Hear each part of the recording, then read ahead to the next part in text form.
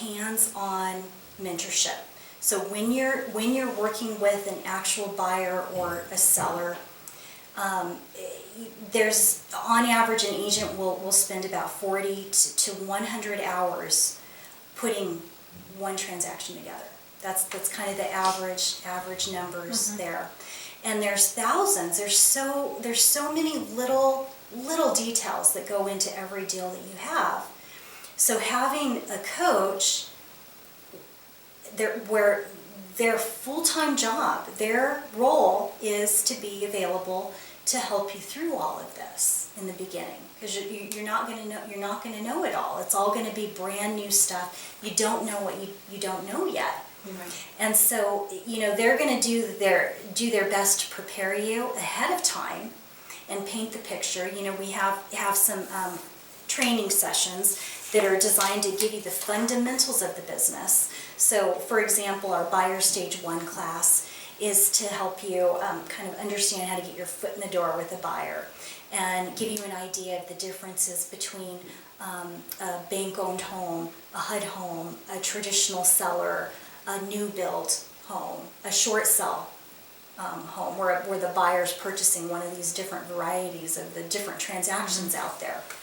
And then Buyer Stage 2 is to help you understand putting the contract together the correct way, the counteroffers, the addendums, all the other elements of the transaction. So our goal is to kind of paint a picture. So you're going to take these training sessions, which are like tutor sessions. So you'll meet with your coach ahead of time, and you'll figure out your schedule. If you're really wanting to hit the ground running and get this knowledge going as quick as you can, you may want to take 2 of the sessions a week. And with each session, you're also given an assignment to make sure that you're applying what you're learning and you're practicing it. And so you'll go through these. At the same time, we're not wanting to keep you locked in a classroom. The number one way to learn for the majority of us is through hands-on experiences, and this is why we're so proactive with getting you in front of buyers and sellers and getting your lead generating going, so that we can have the opportunity to train you hands-on. Because there's what you're going to learn and at least kind of understand it going through these training sessions, but then when you are doing it in person, real life, with an actual buyer and seller, and then your coach is kind of holding your hand throughout that whole transaction, that is really the heart and soul of our program. The women that coach, and that's their passion. That's what they love doing.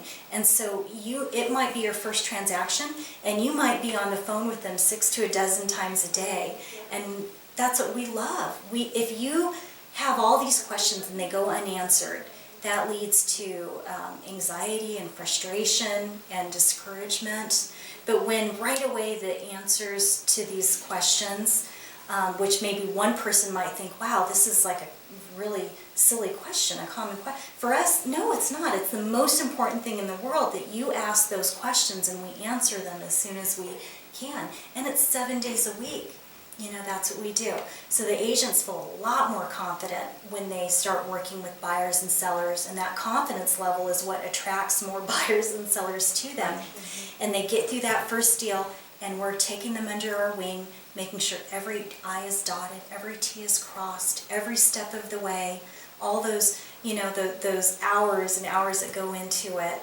We're holding your hand, helping you through that, helping it all make sense and come together. And so we do that through all 5 transactions. So the way that our program works is you're in our training program for 5 closed transactions. So once you've experienced 5 actual sales closing, then we promote you and graduate you over to the 100% side of our company. So there's no time frame.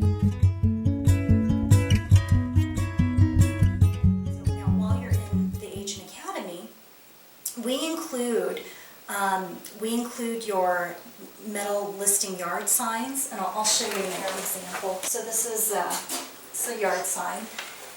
We have advertising in the Homes and Land magazine. We do that. Also Craigslist. I have a full-time staff person. Every day, all of our listings that are within the career agent division are every day uploaded onto Craigslist.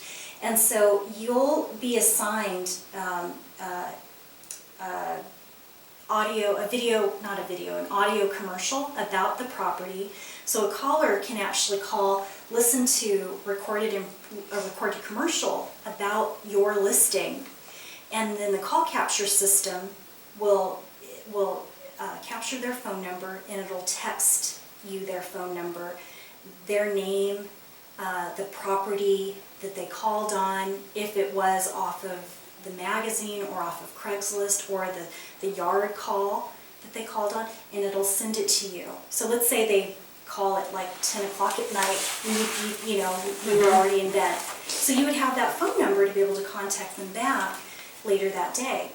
And let's say they ended up not being totally interested in your listing. That's okay, because you could talk to them about, there's 15,000 other properties you could talk to them about. So the listing signs are included, our call capture is included, our Homes and Land advertising is included as well. The Craigslist advertising, daily advertising, that's included. Open house signs, we have the green signs, on the metal A-frame. Those are, you could use those the whole time. If you do decide you want to branch off and hold an open house other than the ones that we have on the rotation, we have all the signs for you to use. This is a real popular sign. It's not the prettiest thing, but you could see it from a far distance, the yellow.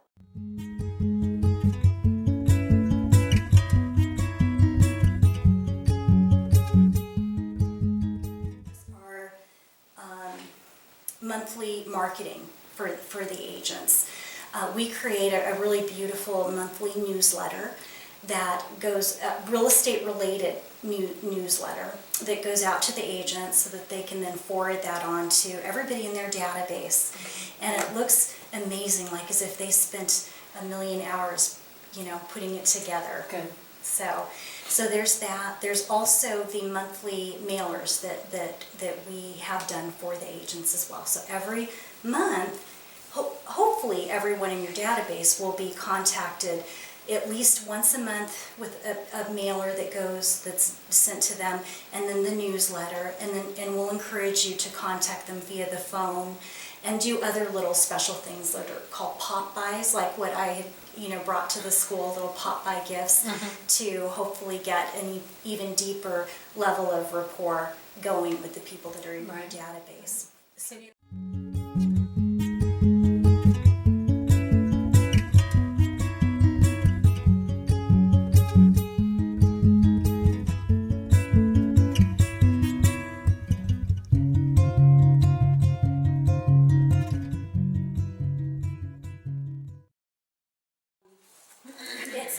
it's something that you want to focus on and update at least weekly. If you can imagine the amount of people that you're going to start meeting out at the open houses that you're doing, and the referrals that start coming into you. So as you introduce new people to your database, you want to, in time, a few months from now, really analyze, okay, who do I need to take off? You don't want it to be a database of 500 people. It's hard to manage that, because you're actually going to be building deep rapport and deep relationship with the people in your database. So if it's 500, that's really it's going to be hard. So I would recommend no bigger than about 100 people in the database. That's a good number, and once you get up to 100, you don't have to start out with 100. Even if you just started out with 30 or 50 or 60 is fine. But once you start meeting people out at the open houses and getting more of those leads, it really starts to get bigger and bigger. Okay. So.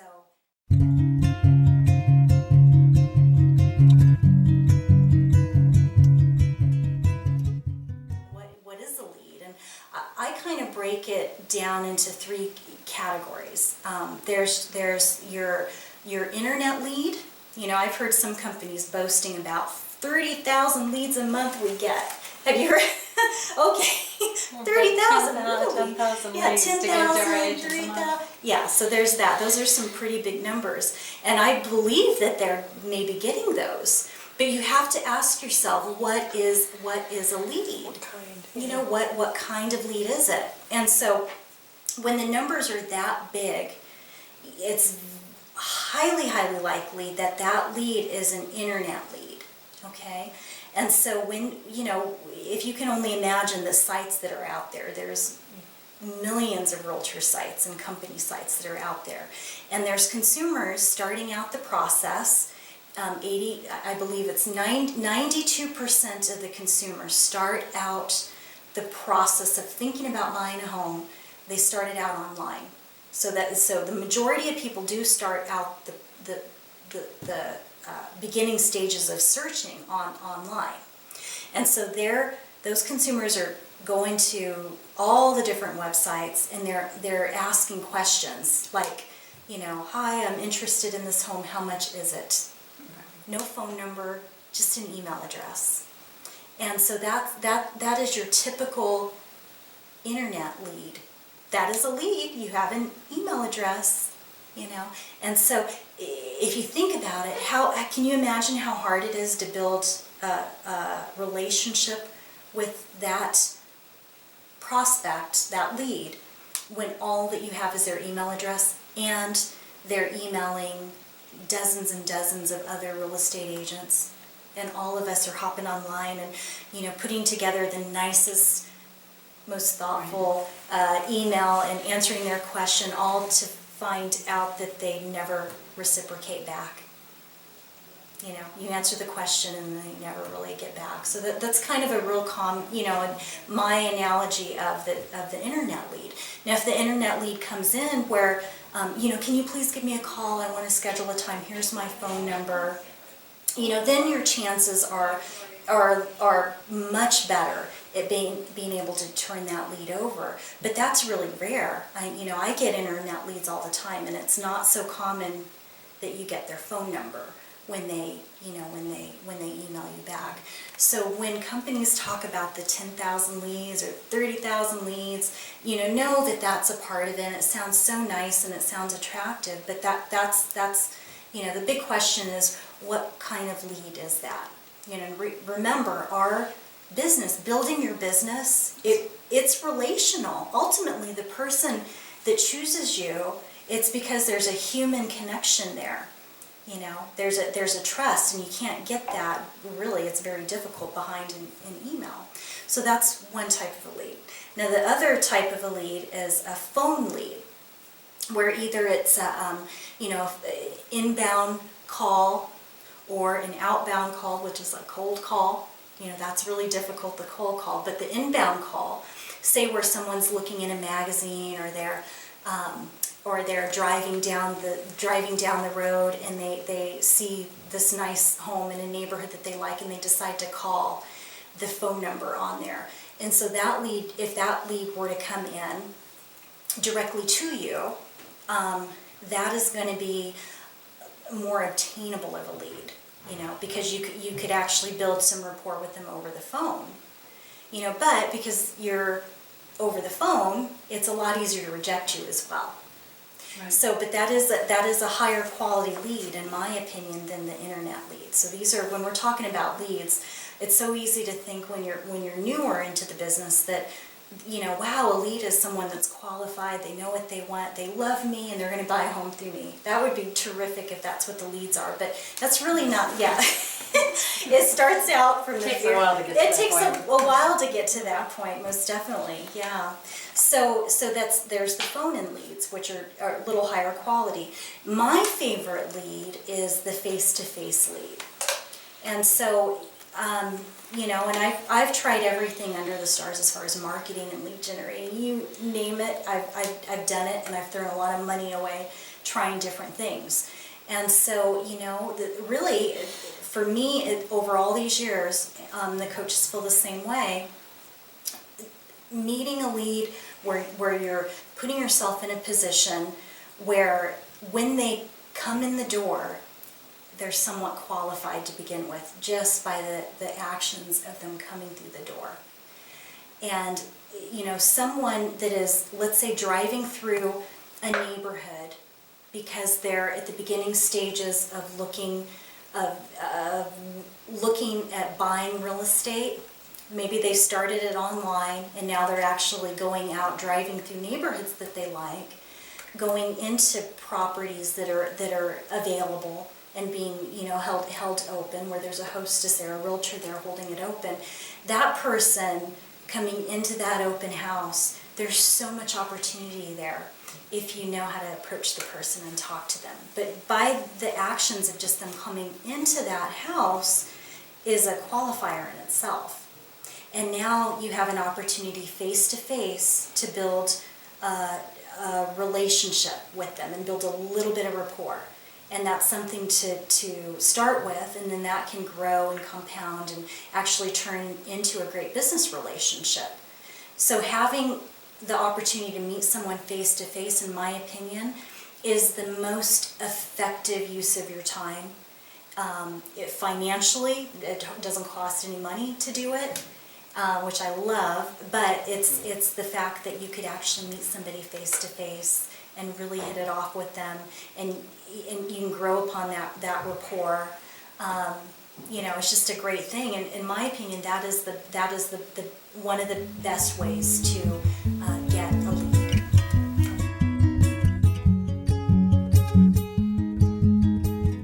One of the things that we're doing here, with our group, the agents that are in the career agent division, which is a mix of veteran agents that are not going through the Agent Academy. So we have the seasoned agents and the agents in the Agent Academy, which are at different levels. Some are brand new, haven't had a deal yet. Some have had a couple of closings.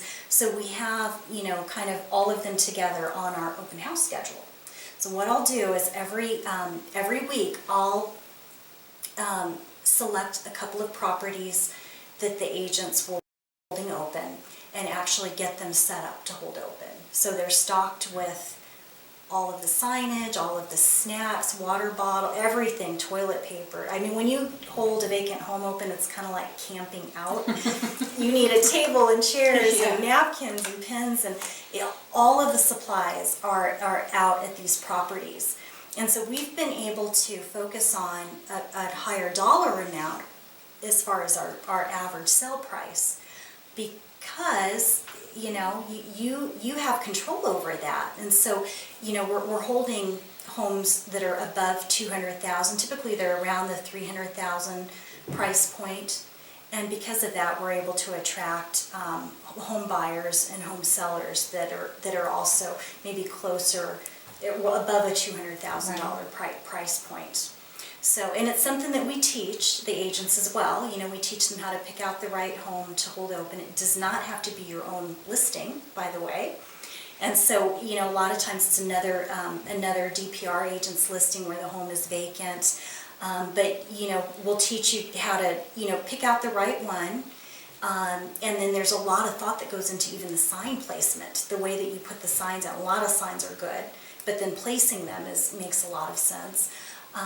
And so what the agents will do is I'll hop on my schedule. I have the open houses set up typically Thursday through Sunday, 2 shifts a day, morning shift typically 9:30 to 1:30, and then the afternoon shift 1:30 to 5:30.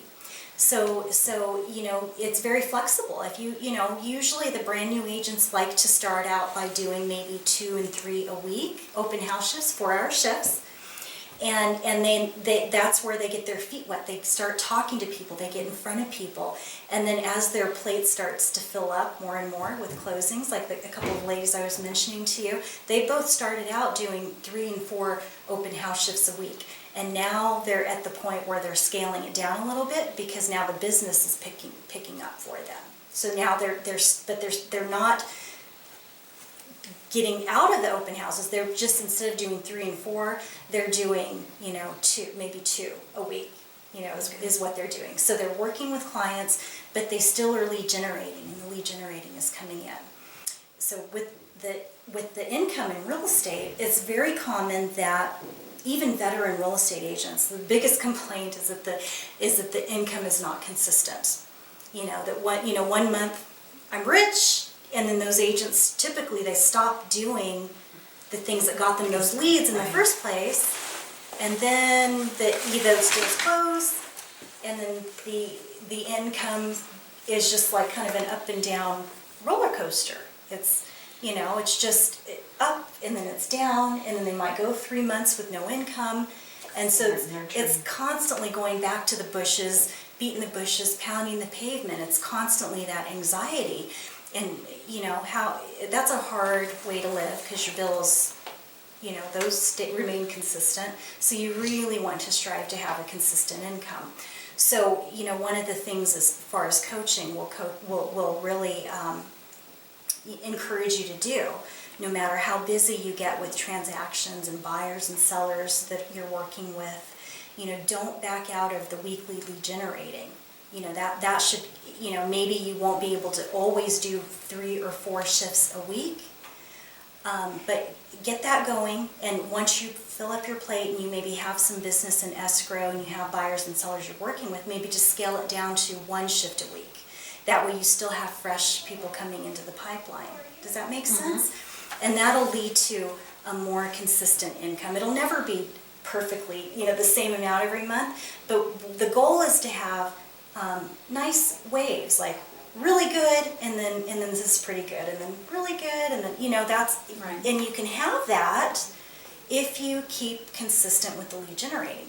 So on average, the agents in our group, in the career agent division, are generating about 20 to sometimes 30 pretty quality leads, where they're getting their first and last name, the accurate phone number, where they live, a description of the kind of home that they want to buy or sell.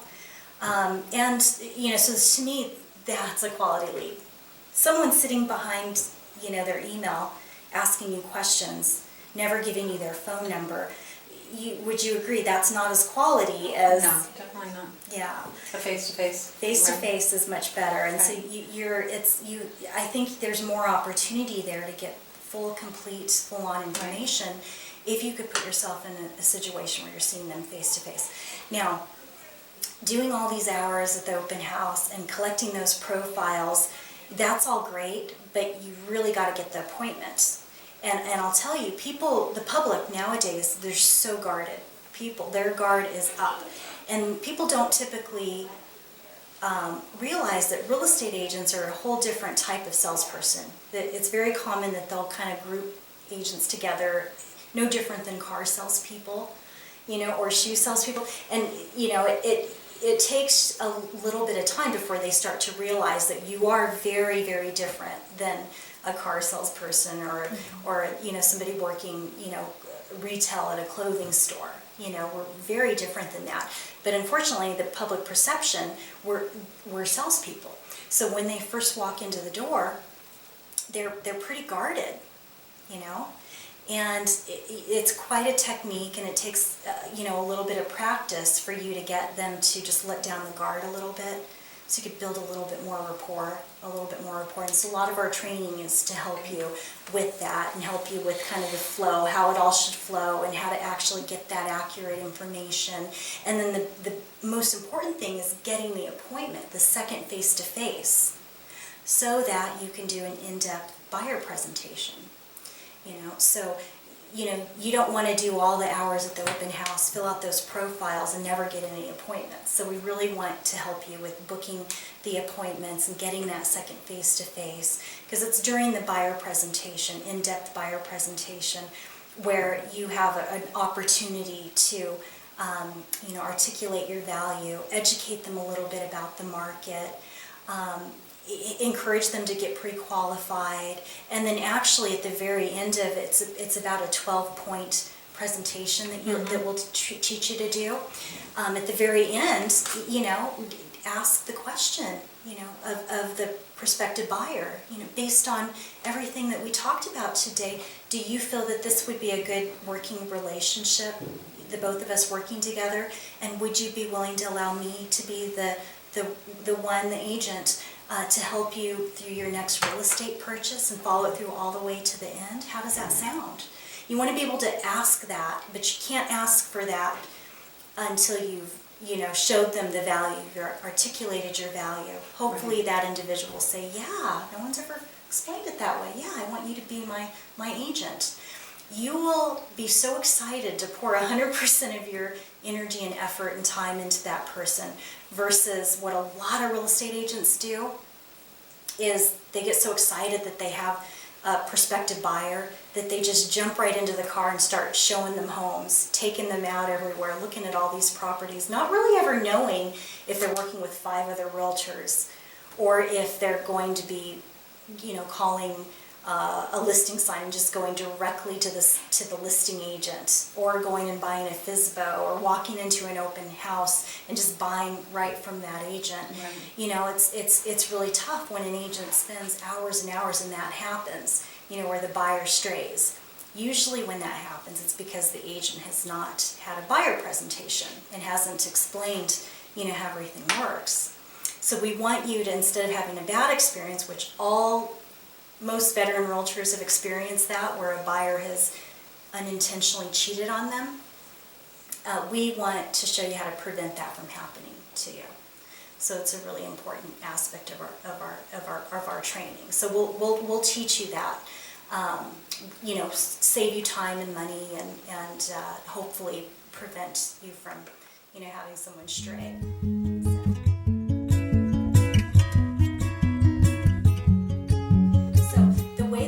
While you're in the program, in the Agent Academy, you're on a 60-40 commission split, and it's 60 to the agent and 40 back to the Agent Academy is how it works. And that's how the coach is compensated for all their time and their intellectual property. That's how I'm compensated for all of the things that I'm doing and the support that you're getting.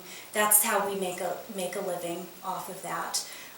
So that's how that works. And once you gain the experience... Is there transaction fees included? That is a great question. I'm so glad that you asked that. There is. The Agent Academy pays for you.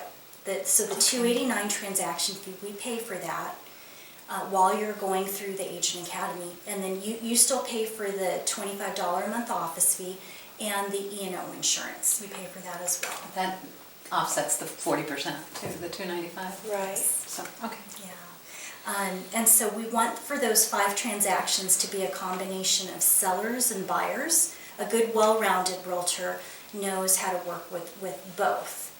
And so we don't want you to get kind of pigeonholed into only favoring just buyers and not sellers, or just sellers and not focusing on buyers.